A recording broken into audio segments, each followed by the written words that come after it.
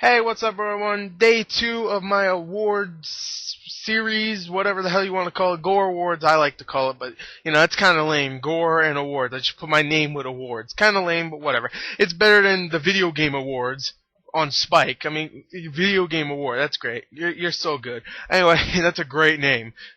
So yeah, Gore Awards, I'll just put that, whatever. Anyway, yeah, the Gore Awards is here for the second day of voting. The first day isn't over, you can still vote if you want. Go back to that video and click that link.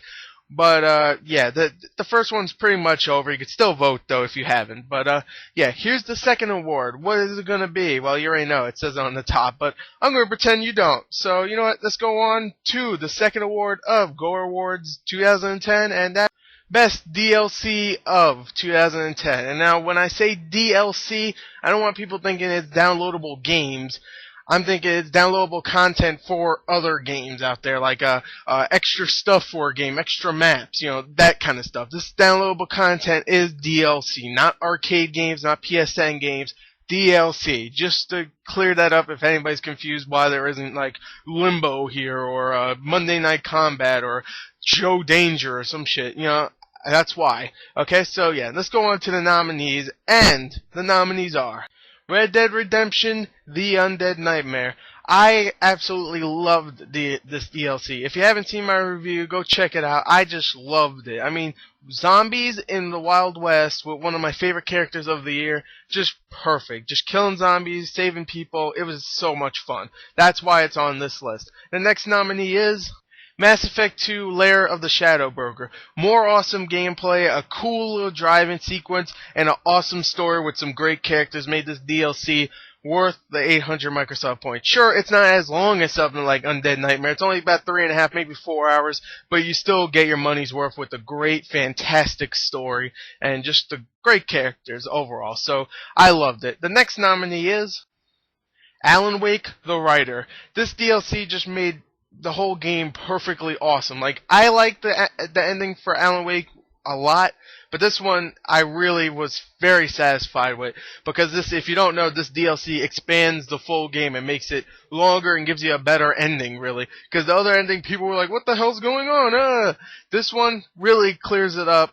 It definitely sets it for a sequel, and also it just has some great gameplay, some really cool, terrifying moments, and I just really like this DLC. Really, really good DLC. So, yeah, let's go on to our next nominee, which is Halo Reach, the Noble Map Pack. What a great addition to Halo Reach. Halo Reach is one of my favorite games of this year, and this just is no exception. This is so good. The 3 maps that came with this, even though one of them isn't that great, I still liked it a lot. Definitely enough to put this on the list, and the other 2 are just really fantastic maps that I've just been having so much fun with. They're great additions. They do feel different with different game modes, so it's not like if you play Invasion on one, it'll feel like Invasion on an older map you play. Definitely feels different because of the way it's layered out, and overall, just a great DLC. That's why it's on this list. So, and our last nominee is Borderlands: The Secret Armory of General Knox. What a great DLC for a fantastic game. I mean, this was one of my favorite games of last year. I was even close of not putting this on the list because it's of a game that came out last year, but it is a DLC that did come out this year, so it does count.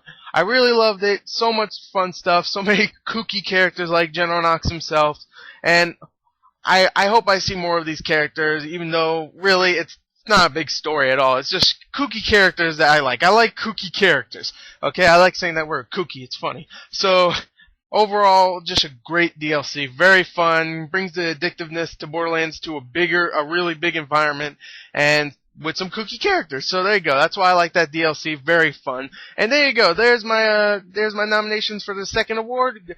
Click the link below to go vote for whatever you think is the best. But of course, when my award show where I just pretty much give out all the winners and stuff, blah blah blah. When that comes around, I will of course tell you my favorite also. So yeah. Anyway, there you go. There's the nominees. Click the link below and go get voting. So yeah. Thank you and goodbye.